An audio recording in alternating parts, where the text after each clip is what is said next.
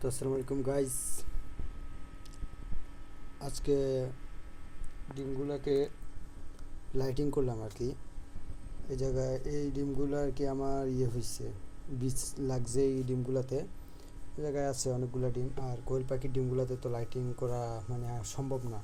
যে হিসাবে ওই হিসাবে লাইটিং করাটা সম্ভব না, তার কারণে আমার আগে ছিল এই এইটা এইভাবে এরকমই ছিল আর কি।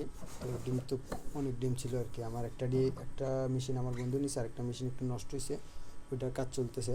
তো এই কারণে আমি ডিমগুলোকে এইভাবে রাখছিলাম।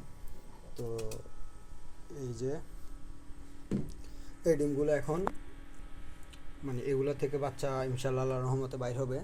আর আমার এই জায়গায় কিছু ডিম দেখতে পাচ্ছেন আপনারা, এগুলাতে কোনো কি আমার লাগে নাই, এই যে বীজ লাগে নাই আর কি। এগুলা খেয়ে ফেলতে হবে বা পালাই দিতে হবে আর কি। এখন ওগুলো দিয়ে দিব, যাই হোক একটা গনা দিয়ে ফেলবো।